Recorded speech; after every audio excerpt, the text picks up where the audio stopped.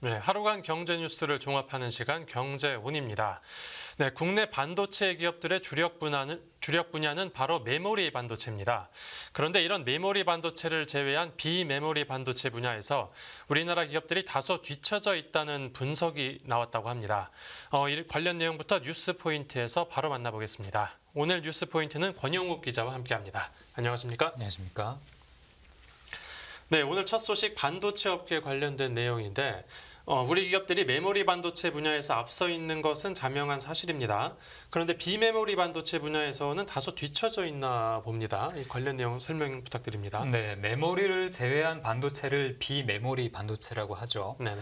메모리 반도체는 정보를 저장하는 용도라면 비메모리 반도체는 정보를 처리하기 위해서 사용되는 게 주 목적입니다. 네. 시스템 반도체라고도 하는데요. 네. 그 컴퓨터의 두뇌로 불리는 중앙 처리 장치 CPU나 그래픽 처리 장치 GPU 그리고 스마트폰의 두뇌 역할을 하는 애플리케이션 프로세서 AP 등이 그 대표적인 예라고 할 수 있습니다. 네. 그 이런 세계 비메모리 반도체 시장에서 우리나라 시장의 그 점유율이 그 글로벌 공급망 참여 국가 가운데 최하위권이라는 그런 통계가 나왔습니다. 네. 네, 한번 살펴보면 산업연구원이 보고서로 실은 내용인데요. 네네. 한국의 비메모리 시장 점유율이 3.3%로 나왔습니다. 그러니까 1위는 54.4%의 미국이었고 그리고 이어서 유럽, 대만, 일본, 중국이 네. 모두 한국을 앞섰습니다. 우리가 유독 비메모리 반도체 분야에서 뒤처져 있는 이유가 있습니까? 주요국 나라별로 보면 비메모리 반도체 산업의 전략적인 포지션이 좀 확실하거든요. 네네. 그런데 우리나라는 좀 그렇지 못한 편입니다. 네. 그러니까 주요국별로 간단하게만 설명을 드리면 네. 미국 같은 경우에는 앞서 설명드린 CPU나 GPU 그리고 스마트폰의 AP 그리고 유무선 통신 이런 대부분 분야에서 거의 지금 독점을 하고 있고요. 네. 그리고 유럽과 일본의 경우에는 그 마이크로 컨트롤러 유닛 MCU라는 분야에서 강점을 보이는데요. 네. 이 MCU라는 것은 특정 시스템을 제어하는 전용 프로세서라고 하는데 보통 대부분의 전자제품에 들어가는 두뇌 역할을 하는 핵심 칩이라고 보면 되겠습니다. 네. 우리나라도 지금 이런 세계 반도체 전쟁 시대에 시스템 반도체 분야에서 국가적인 전략이 좀 수립되어야 되는 것 아니냐 이런 지적이 나오고 있습니다. 네, 그러니까 다른 나라들은 비메모리 반도체 분야 중에서도 그 경쟁 우위가 뚜렷한 제품을 하나씩 선점하고 있는데 그렇죠. 우리나라는 아직 그렇지 못한 상황이네요. 네. 그런데 마침 오늘 정부가 비메모리 반도체 산업을 육성하기 위한 지원 방안들을 내놨습니다. 이게 요즘 우리나라 반도체 수출이 부진하다는 점을 상당 부분 의식한 것으로 보이는데 그 지원 방안에 어떤 내용들이 담겼습니까? 네, 다들 아시겠지만 정부가 그 시스템 반도체 국가 산업 단지를 경기도 용인에 세계 최대 규모로 지금 지을 예정인데요. 네.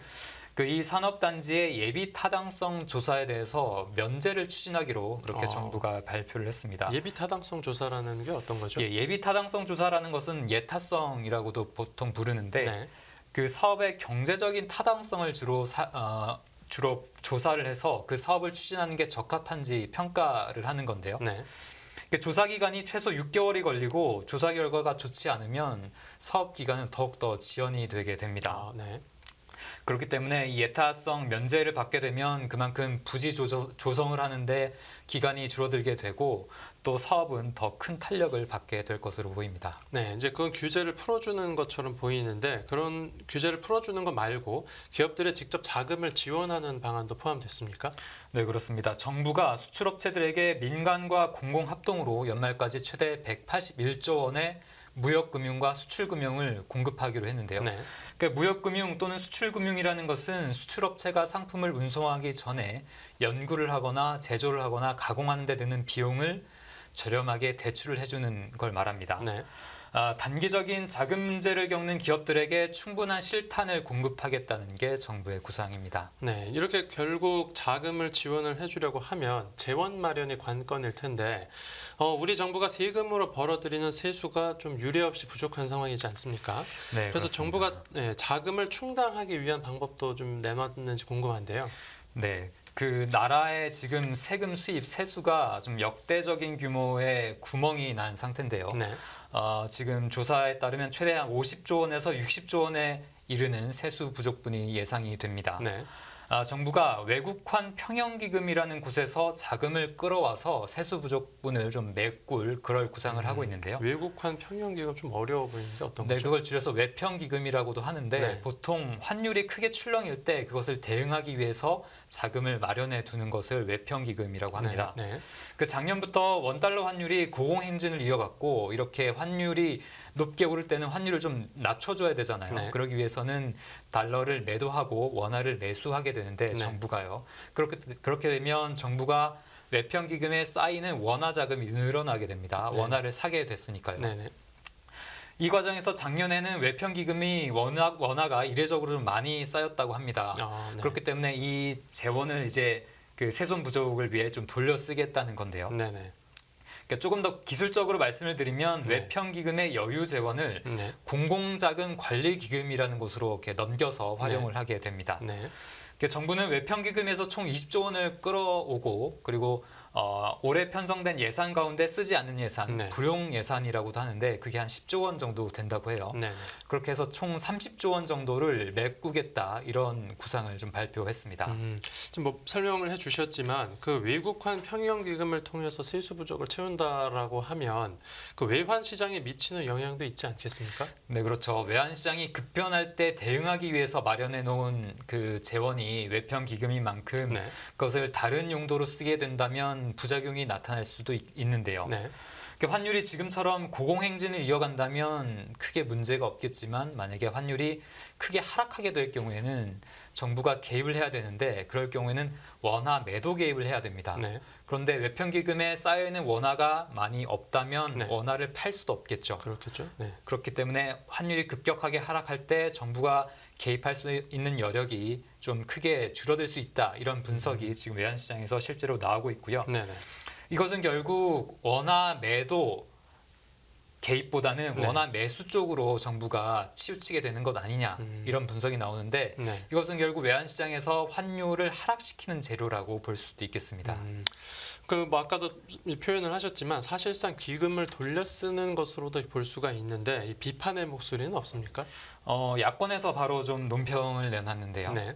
세수 부족을 외평기금을 통해서 해결한다는 것은 결국 뭐 예금이나 적금 통장을 깨서 국가의 그 재정 적자를 메꾸려는 것 아니냐 이런 논평이 좀 나왔고요. 네. 그 기금의 여유 재원을 뺏어 쓰는 게 결국 아랫돌 빼서 윗돌을 괴는 눈 가리고 아웅이냐 이런 주장이 야권에서 나오고 있습니다. 네, 다음 뉴스 보겠습니다. 비트코인 가격이 올해 많이 올랐습니다. 투자자들 코인 거래량은 기대와 다른 양상을 띄었다고 하는데 어떤 내용입니까? 네, 대표적인 가상화폐죠. 비트코인 가격이 올해 상반기에만 90% 급등을 했습니다. 네. 그런데 거래량이 크게 늘지 않아서 국내 가상화폐 거래소들이 별로 재미를 못 보고 있는데요. 네. 그 관련 내용을 좀 가져왔습니다. 그러니까 각종 호재로 코인 가격이 올라도 장기적으로 가격이 상승할 것이라는 기대가 형성돼야 사람들이 코인 시장에 좀 참여할 텐데 네. 그런 장기적인 기대가 형성이 되지 않고 있고요. 네. 그리고 코인별로 가격 상승폭이 차별화되는 것도 거래가 부진한 한 원인으로 지목되고 있습니다. 네. 그러니까 실제 국내 가상화폐 거래소들의 실적을 보면 지난해에 이어 올해 상반기에도 좀 부진한 모습인데요. 네. 그러니까 국내 최대 거래소인 두나무는 상반기 매출과 영업이익이 그 전년 동기 대비 40에서 50% 정도 급감을 했고요. 네. 그리고 2위 거래소 빗썸의 경우에는 올해 상반기 매출이 60% 가까이 줄었고 그리고 영업이익은 상당히 많이 줄었는데 90%나 급감을 했다고 합니다. 네. 그 말씀드린 대로 코인 가격이 앞으로 계속 오를 것이라는 기대가 있어야 투자자들이 시장에 들어오는데 네. 아직은 그런 만큼의 시장에 힘이 없다고 지금 투자자들은 판단을 하고 있는 것 같습니다. 네.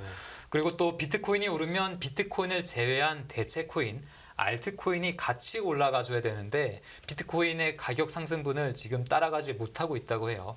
그렇기 때문에 전반적인 그 시장 참여가 좀 부진한 상황이라고 볼 수 있겠고 네. 또 국내 거래소가 아니라 해외 거래소로 좀 이렇게 이탈하는 그런 참가자들, 투자자들도 많다고 합니다. 네. 그리고 코인 자체에 손을 떼는 그런 투자자들도 늘어나고 있다는 분석이 나오고 있습니다. 네. 그러니까 가격 반등이 뭐 일시적인 것도 있고 그리고 코인별로 가격 상승이 좀 차별화되는 모습도 있고요. 네. 그리고 이제 코인 거래소를 떠나는 사람들도 있고 뭐 이제 여러 가지 이유가 있는 것 같습니다. 네. 끝으로 뉴스 하나 더 보겠습니다. 이 자동차에서 에어컨을 켜고 달리나 혹은 끄고 달리나 연비에는 큰 차이가 없다는 분석이 나왔다고 하는데 어떤 내용입니까? 네, 최근에 휘발유 가격이 많이 오른다는 뉴스들을 보셨을 텐데 네. 이런 고유가 시대에 자동차 기름값을 아끼기 위해서 에어컨을 켜는 게 맞는지 좀 고민을 하시는 분들도 있을 것 같아요. 네.